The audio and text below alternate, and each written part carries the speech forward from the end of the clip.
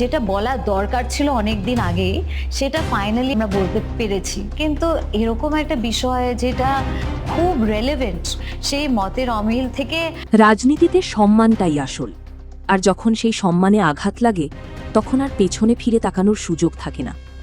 দীর্ঘদিনের চেনা পথ এবং মমতা বন্দ্যোপাধ্যায়ের দল থেকে আজ আমি চিরতরে পদত্যাগ করলাম। যে দলের আদর্শকে একসময় বিশ্বাস করেছিলাম, আজ সেখানে শুধু দুর্নীতির কালো ছায়া। বিশেষ করে গরু চুরির মতো জঘন্য কেলেঙ্কারির দায় যখন দলের ওপর বর্তায়, তখন একজন বিবেকবান মানুষ হিসেবে সেই কলঙ্কের ভাগিদার হওয়া আমার পক্ষে আর সম্ভব নয়। 8 বছর ধরে করে গেছেন, এবার 9th টাইম, এবারে তো খুব স্বাভাবিকভাবে আমার আত্মসম্মান আজ ভুলুণ্ঠিত, আর এমন এক পরিবেশে কাজ করা অসম্ভব যেখানে সততার কোনো মূল্য নেই। নিজের দীর্ঘদিনের রাজনৈতিক ক্যারিয়ার এবং সাধারণ মানুষের প্রতি দায়বদ্ধতার কথা ভেবে আমি এখন এক নতুন পথের কথা ভাবছি, যেখানে দেশের উন্নয়ন এবং স্বচ্ছতা প্রধান অগ্রাধিকার। সেই বিজেপিতে যোগ দেওয়ার সিদ্ধান্তটি আমার মাথায় জোরালোভাবে ঘুরছে। গেরুয়া শিবিরে সামিল হয়ে নতুন করে মানুষের সেবা করার স্বপ্ন দেখছি, যেখানে অন্তত চোর অপবাদ নিয়ে মাথা নিচু করে চলতে হবে না। অন্যায়ের সাথে আপোষ না করে সত্যের পথে চলাই এখন আমার একমাত্র লক্ষ্য। আশা করছি এই পরিবর্তনের মাধ্যমে আমি আমার হারানো সম্মান ফিরে পাব এবং জনগণের জন্য সত্যিকারের কাজ করতে পারব।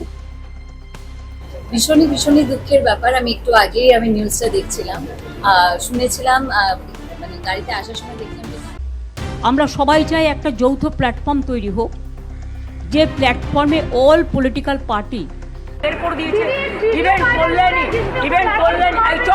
আমার সিনেমার ইন্ডাস্ট্রির আমার পথ চলা 22 বছর।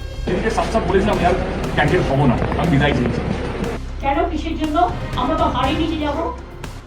দেব ও কোয়েলের মতো পোল্টিবাজ মানুষকে আমি আমার দলে রাখব না, জানিয়ে দিলেন মমতা ব্যানার্জি, এবং ঘোষণা দিলেন দেব ও কোয়েলকে আজীবনের মতো দল থেকে বহিষ্কার করলেন।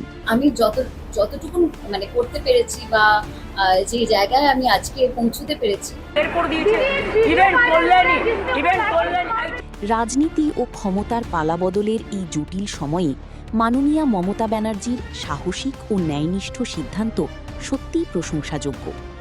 দেব ও কোয়েলের মতো পলিট্রোবাজ মানুষদের দল থেকে আজীবনের মতো বহিষ্কার করে তিনি রাজনীতিতে নীতি ও সততার দৃষ্টান্ত স্থাপন করলেন।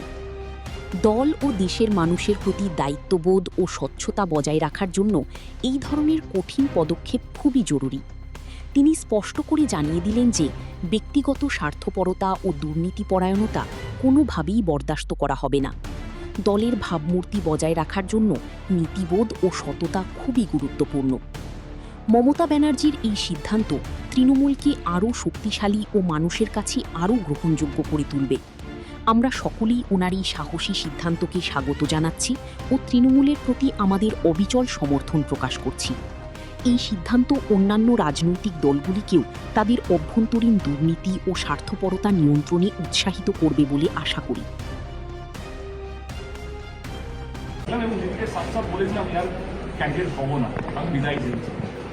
আমি ঘাটাল মাস্টার প্ল্যান করতে পারছিলাম না বলেই আমি 2024-এ রিজাইন করেছিলাম, সবাই জানে, এবং পার্লামেন্টে লাস্ট বক্তৃতাও তাই রেখেছিলাম। অভিষেক এবং দিদি আমাকে ডেকেছিলেন।